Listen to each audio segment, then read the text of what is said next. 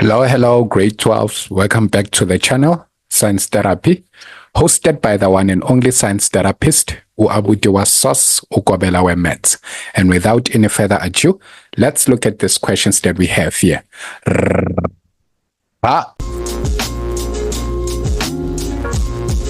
Okay, so we have question 1, still on statistics.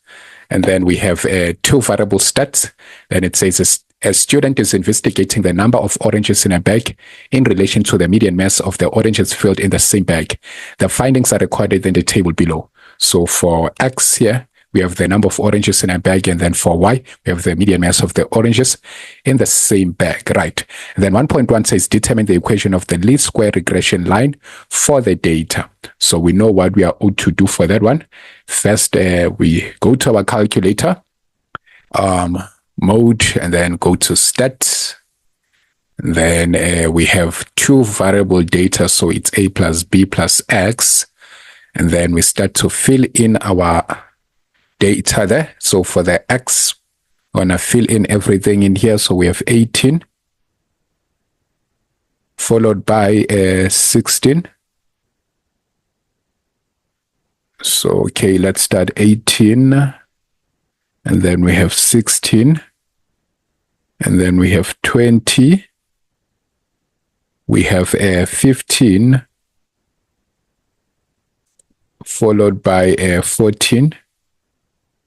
Then we have 13, 14, and then 10. Right, so I believe that's 8, 1, 2, 3, 4, 5, 6, 7, 8. So everything is filled in.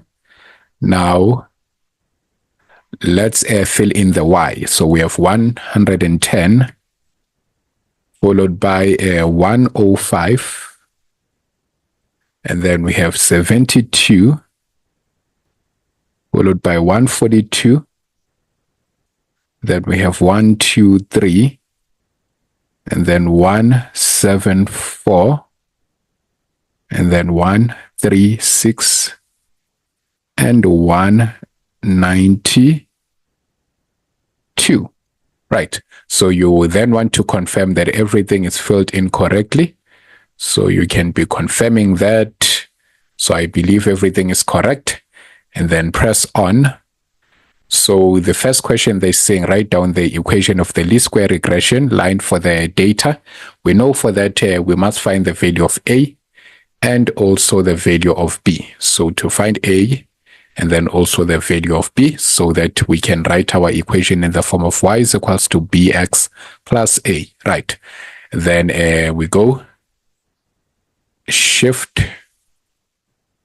stat and then go to regression number 5, and then for our A value we have 307.20 rounded off to 2 decimal places.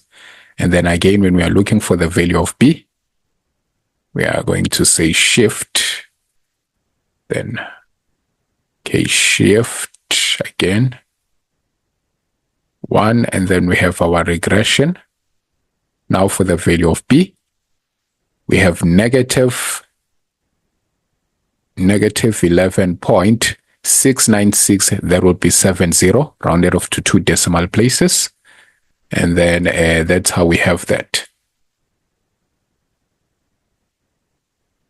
Okay, now to write our equation, this will be Y is equals to negative 11.70 X plus 307.20. Right. So just like that, we have our equation. Now again, you can write it in the form of Y is equals to A plus BX if you are accustomed to that. So that would be 307.20 minus 11.70x, right? So either way, it would be correct, whether you write it in the form of Y is equals to MX plus B, or you write it in the form of A plus BX. So it's still the same thing, guys. Still the same thing. Then, okay, now 1.2 says write down the correlation coefficient of the data. So what are they speaking about? The correlation coefficient is the value of R. So this, let's note it's 1.1. Now for 1.2, we are looking for the value of R. So again, we want to come here So we have on, shift, and then 1, again regression, then we go to R, right? So our R is negative 0.93, right? And then 1.3 says draw the least square regression line on the scatter plot given in your answer book. So we are drawing a line of best fit, right? So to draw that, we simply need to come here.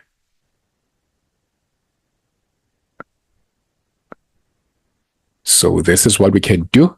To draw that line of best fit, we can try to join this two lines here because they seem to be more of in a straight line than any other lines. So you have to choose the lines that will kind of give you a straight line if you want to draw a line of best fit, right? So let me just join the 2 points only like this. Yes. So your graph needs to look something like this. And then that will be your line of best fit, your regression line. Then 1.4 says comment on the strength of the relationship between the number of oranges in the bag and the median, right? So we have obviously looking at this value of R here, it is negative. So when we comment on this, we say it's a negative strong correlation, right? So remember, when we have a value like that, that's a negative strong correlation, right? And then that's your only comment. Then 1.5 says determine the possible median mass of oranges in a bag if there are 12 oranges in that bag, right? So this calls on to us to use the equation of the regression line. So we can start answering that question by simply saying 1.5 is y is equals to negative 11.70x plus the 307.20. And then what we are trying to get here is the y value. If the x value is x, remember we are given 12 oranges and the oranges, it's the value of x. And then the median mass that we are looking for is actually the value of y. So we can simply predict that or by putting it here, right? So we are giving a possible value, substitute 12 here, then 307.20. Then you simply want to punch all of this into your calculator. You get 166.8, right? So 166.8, what is it given? The mass in grams, right? So in grams. If we are to round off to the nearest gram as they did, this would be something like 167 grams, right? Okay, so nice. And then that's how we were supposed to tackle that one. So nice, easy peasy statistics. Then let's proceed to question 2. So we have batteries are used in everyday life. The grade 12 physical sciences learners investigated the lifespan of batteries under constant test conditions. The ogive for the cumulative frequency graph below shows the lifespan in hours of the batteries, right? How many batteries were tested for this investigation?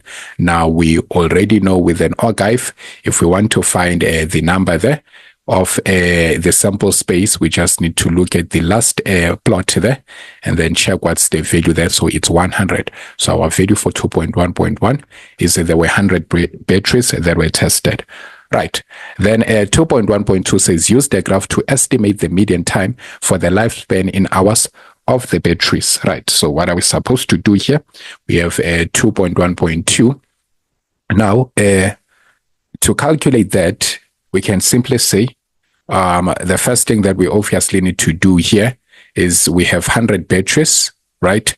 And then it says use the graph to estimate the median time. So we know that to calculate the median is known as the 50th percentile. And then the formula to calculate that you will remember from grade 10, it's half n plus 1. And then this is where we say half the n here is for the sample space. So that's 100 and then plus 1. Now, if you punch this into your calculator, 100 plus 1, it's 101. So you're supposed to get something like 50.5. And then now you need to come in here and then locate 50.5. So looking at this, we can tell that the interval here is 2 let's check, that's 20, and then 1, 2, 3, 4, 5. So if we say 20 divided by 5, we have 4. So the interval here is for 4. So 0, 4, 8, 12, 16, 20.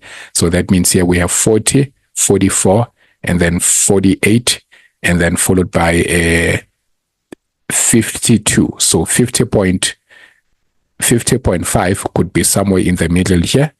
So we can predict that value to be in here.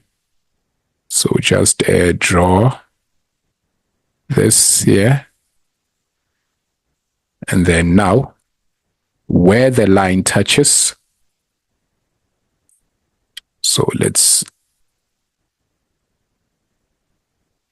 50.5 could be somewhere there. Then you want to draw a line that will touch the ogive. Now, after it touches the ogive, you want to stretch that line to touch the time in hours there, right? Note that again, we have this one, it's given in an interval of 4. So it's 1, 2, 3, 4, 5 again. So that means it's 0, 4, 8, 12, 16, 20. So that means here we would have 60 and then 64. So in between here, we can predict something like 61, 62. So let's say the line is cutting in the middle of this. So we can predict that line to be something like 62, right? Plus minus 62. So 62, maybe they might accept it. 61, they might accept, and then 63 as well. So that's how you do it. The most important thing here is finding the step to how you do it, or the method to how you do it. The median is the 50th percentile, and then the way we calculate the position of the 50th percentile is by saying half n plus 1, and then where our n, we use the sample space here because we said there were 100 batteries that were put under the test, and then here we found the position of the median, and then use the position of the median by just drawing a line to hit the ogive in order to locate the time in hours. So we can say plus minus 62 hours. Right. Now 2.1.3 says the minimum lifespan of batteries in 10 hours, and the maximum lifespan is, the minimum lifespan of batteries is 10 hours, and the maximum lifespan is 100 hours. Use the cumulative frequency graph to draw a box and whisker diagram in your answer book. So if you say 4, 8, and then 12, in between here it's 10. So that's correct. And then the maximum, obviously, we can see it's how many hours? So this is directly to 100. So the maximum lifespan is 100 hours, right? So now we are required to draw a box and whisker using this. Now we know a box and whisker is also known as a 5-number summary. So this is where we have our Q1, Q2, and Q3. But then at this point, we only have Q2, right, which is our median. Now, how do we get Q1 and Q3? Remember, Q1, we know it as the 25th percentile, right? And then Q3, we know it as the 75th percentile. Now, how do we get Q1? That means to get Q1, we need to say this is 1 over 4, n plus 1. So I'm hinting at stats from grade 10 here. Then Q3 is equals to 3 over 4, so 75th percentile is 3 over 4, n plus 1. So that means we would need to locate Q1 and Q2. Okay, so this is 1 over 4. Again, the n is 100. And then we have that. So you obviously need the aid of your calculator at this point. So let's quickly punch that. We have, so remember that your calculator is on stats, so you need to get it back. So how do you do it? Mode, and then you go to comp. So as soon as you do that, you will be able to press your fractions, right? And then we have 1 over 4.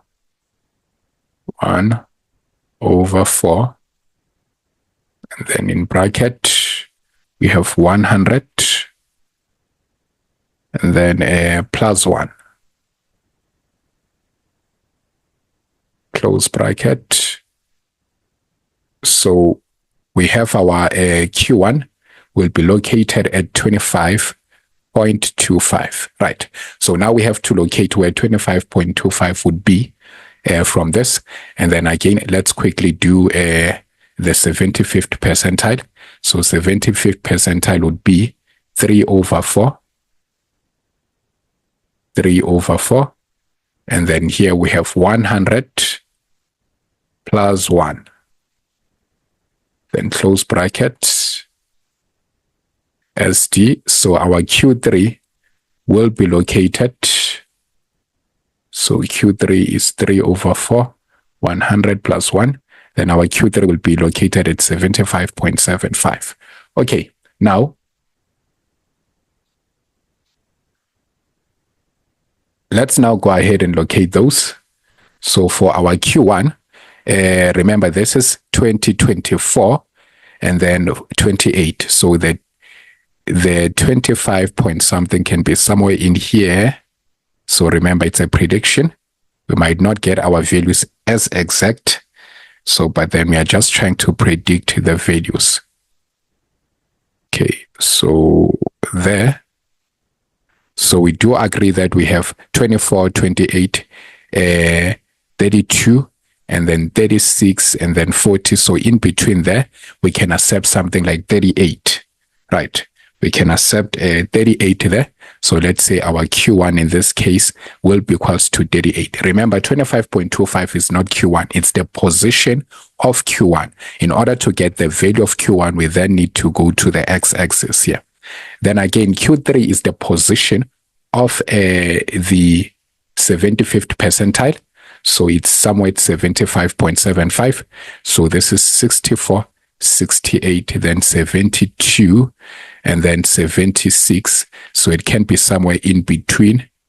They're just a little closer to 76. So I'm trying to come up with almost accurate values there. So yeah, just somewhere there. And then when it hits that, we go down. So maybe we're supposed to go straight like that on that line. So we can take 72.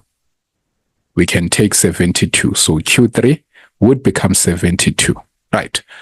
So obviously it would be much better with you having your paper right there. You can almost get accurate results, but then remember, you don't need to be as accurate. They can always take a range of answers. Then, okay, now we have Q1, Q3, and then remember, our Q2 was 62. So to draw our box and whisker diagram, we need to start with the number line. Right, so let's start with the number line. You have 0 there. Then we can choose our interval to go as 10, 20, 30, 40. So try to have even spaces so that it looks a bit realistic. 60, 70, 80, and then 90. Then right there, we can have 100. Right, so I hope it's visible. And then let's start with the minimum value. The minimum value is at 10. So we can say minimum value will be here, like that. And then maximum value, it's at 100. So let's put it there. And then we have our Q1. We said it's 38. So 38 can just be before 40 there. And then we have 72 just after 70. And then now we can join this to the maximum. And then join this to the minimum. And then close here. Then what is our Q2? We said 62. So it can be somewhere there just after 60. And then voila. So we can just indicate here that we have 10. We have 38. We have 62. We have 72. And then we have 100. Right. So this is our box and whisker. Yeah, I try to draw it as accurate as possible. And then what are they saying now? Comment on the skewness of the distribution of the of the lifespan of the batteries, right? So the skewness, again, if you have your Q1 here, and then Q2, Q3, you just check where you have most of your data, right? So you can see that there is a much gap between Q1 and Q2 here. So that means the skewness is more to the left, right? So you just check the distance here. So as we can see, we have the distance from Q1 to Q2 being greater than the distance from Q2 to Q3, right? So in other words, the lower quartile is greater than the upper quartile there, right? So that means we can say this is skewed to the left. So skewed to the left. Or you say negatively skewed. Negatively skewed. So that's 2.1.4. Okay, nice. Okay, so now we have 2.2. It says the table below represents values in a data set written in increasing order. None of the values in the data set are repeated. Then they say determine the values of A, B, C, and D. If the median is 20, the semi-interquartile range is 8, the upper quartile is twice the lower quartile, and the mean is 22. Right. So now let's start with counting how many values do we have. It's 1, 2, 3, 4, 5, 6, 7. Now we do understand that if there are 7 values, if we had to find the median here, it would be represented by this value here, B, because we put 3 values aside and 3 values aside there. So that means it is easier to find the value of B because we are already given, therefore B is equals to 20. Right. But then on the second statement, we are told the semi-interquartile range is equals to 8. Now you will remember that to calculate semi-IQR interquartile range, we need to say Q3 minus Q1 over 2. But then from here, since we have already identified the median, which is Q2, we know that Q1 will have to be the median for these 3 values that are set apart. So the Q1 here would be represented by letter A, and then to find Q3, it will be represented by the median of these 3 other values that are set apart from the right. So this is Q3. So that means Q3 is represented by D, and then Q1 is represented by what? By A, then over 2. But then remember, semi-interquartile range, we've been given that it's 8. So we have our 8 here. Then if we can cross multiply, this is 16 is equals to D minus A. Now we cannot do anything from here, so let's call this equation number 1 and leave it like that. Then let's come to point number 3. It says the upper quartile is twice the lower quartile. Now this is information that can help us now. They say the upper quartile, which is Q3 is twice Q1, right? The lower quartile. So which means D is twice the size of A.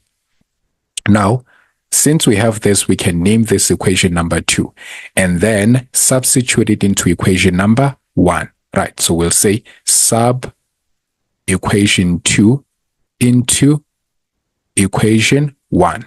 So that means where there is D, I will now replace with 2A. So this is 16 is equals to 2A minus A, and then this is equals to 16. 2A minus A is A. Right, so our A is equals to 16, but then we can use that to find D now, since we have the expression that D is twice A. So we can then say, therefore, D is equals to 2 times 16, which will actually be equals to what? 32. Right, now, on the last statement, we are told the mean is 22, right? So this is the information that we can now use to find C. Remember, we now have the value of D, it's 32. We have the value of A is 16, and then we also have the value of B is 20. So the only value that we are left with is C. So this is 5 plus 16 plus 19 plus 20 plus C plus 32 plus 35 over, remember when we are calculating the mean, it's the sum of all the values divided by the sample space of the value. So how many values are in the data set? Then this is equals to 22, right? So we have 7 values, then cross multiply here. We say 7 multiplied by 22, it's giving us, let's check, 154, right? So from our calculator, we'll get 154. And then if we add all this, 5 plus 16 plus 19 plus 20 plus 32 plus 35, we are supposed to get a 127 and then plus C. Then to find the value of C, it's 154 minus 127. So our C will be equals to, so if we can just quickly punch all that into our calculator, we get exactly 27, right? So our C value is 27. That's how you were supposed to go about answering that question. For 11 marks in total, the whole question 2, and then if you include it with the question 1, which was 9 marks, that's a total of 20 marks for your stats. So make sure that you grab 100% in your statistics, and then just make sure that you keep on bagging those marks. But with all that being said, guys, please press that like button if you have enjoyed the lesson and then you found it helpful. And if you've been watching the videos and haven't subscribed yet, please smash that subscribe button. But most importantly, please share the link with your friends and classmates so that they may also find assistance. Remember, do not be selfish. We are winning as a team.